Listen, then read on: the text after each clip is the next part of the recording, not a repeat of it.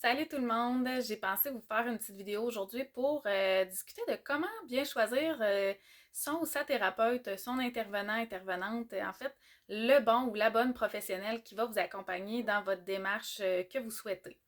En fait, il existe une panoplie là, de titres de professionnels au privé qui peuvent vous accompagner, que ce soit des psychologues, des travailleurs sociaux, éducateurs spécialisés, intervenants, thérapeutes.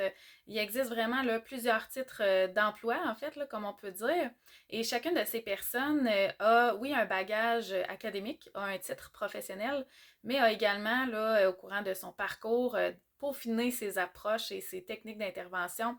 Donc, chaque professionnel a sa couleur, a son identité, a son approche, a ses techniques privilégiées. Il y en a qui vont se spécialiser en hypnose, en programmation neurolinguistique, en technique d'impact, justement. D'autres qui vont aller dans un suivi de groupe, d'autres qui vont aller vers des suivis individuels. Certains vont utiliser des formules prédéfinies dans le temps, donc par exemple un suivi sur un nombre X de semaines avec un canevas de rencontres. D'autres qui vont y aller vraiment au gré du vent, comme on dit, donc avec des prises de rendez-vous ponctuelles selon le besoin de la personne. Donc, vraiment, là, ça peut être facile de s'y perdre et de pas trop savoir vers qui se tourner. J'ai envie de vous dire que la chose la plus importante quand on choisit le professionnel ou la professionnelle qui va nous accompagner, c'est de vraiment d'y aller avec la connexion. Donc, de se planifier un appel téléphonique ou vidéo, mais minimalement, là, prendre contact pour voir, discuter ensemble de c'est quoi votre problématique, c'est quoi votre besoin, c'est quoi vos attentes. Puis, soyez pas gênés, là, nommez clairement vos attentes. T'sais, moi, je m'attends à ça. Puis le ou la professionnelle pourra vous expliquer comment il pense qu'il peut vous aider dans ce que vous proposez. Parler ensemble de c'est quoi les approches que la personne utilise. Peut-être parler de cas que la personne elle a déjà aidé pour vous donner des exemples de situations. Voir c'est quoi justement les modalités. Est-ce que c'est des rencontres de groupe, individuelles, sur un nombre de rencontres prédéfinies ou pas. Donc, allez-y vraiment avec vos questions, explorer ensemble. Tu sais, c'est vraiment ça le but aussi de ces suivis-là, c'est d'explorer comment on peut répondre aux besoins de chaque individu.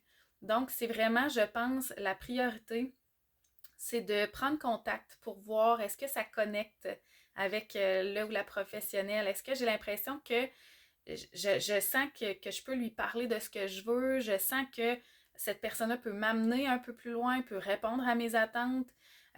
Puis, c'est vraiment important que vous respectiez aussi votre feeling. Donc, si après cette prise de contact-là, vous n'êtes pas certain, c'est bien correct de prendre le temps puis de dire, écoute, je vais prendre le temps de réfléchir puis je te recontacte après là, quand j'aurai pris ma décision. Il n'y a pas personne qui va être offusqué de ça, là. En tout cas, je pense pas.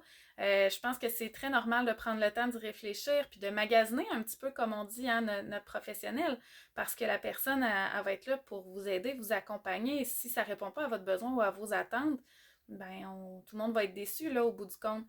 Donc, c'est pour ça que je vous invite fortement à m'appeler ou à m'écrire, que ce soit sur Messenger, un texto, un courriel ou un appel. On peut se planifier un appel téléphonique ou vidéo pour discuter de c'est quoi votre situation, puis voir est-ce que je suis la bonne personne pour vous aider ou pas.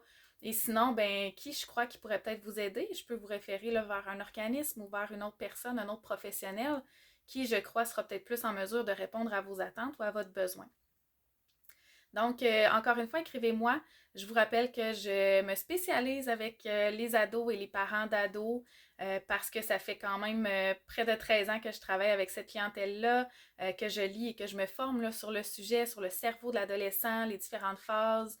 Des fois, ça peut aider les parents aussi à comprendre pourquoi mon ado est comme ça. Tu sais, qu'est-ce qui se passe? Pourquoi il réagit de telle façon?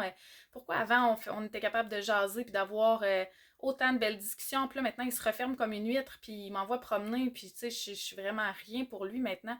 Mais tout ça, c'est normal. C'est pas parce que vous avez fait quelque chose en particulier. C'est vraiment une phase du développement. Donc, des fois, juste de comprendre, d'avoir un regard externe, ça peut aider à changer votre lunette, votre façon de voir votre ado, de voir la situation, de comprendre aussi pourquoi ça me fait réagir autant, ces comportements-là. Puis de voir comment je peux vous accompagner, en fait, à améliorer la dynamique, la relation. Donc, vraiment, comme encore une fois, je vous dis, planifiez un contact avec moi.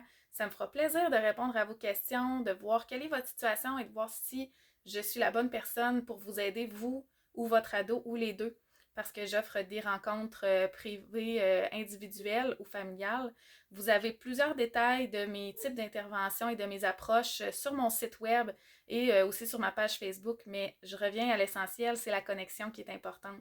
Donc, venez connecter avec moi, entrez en contact avec moi, puis ça me fera plaisir qu'on puisse voir ensemble comment je peux vous accompagner. Merci tout le monde, bye, bonne journée.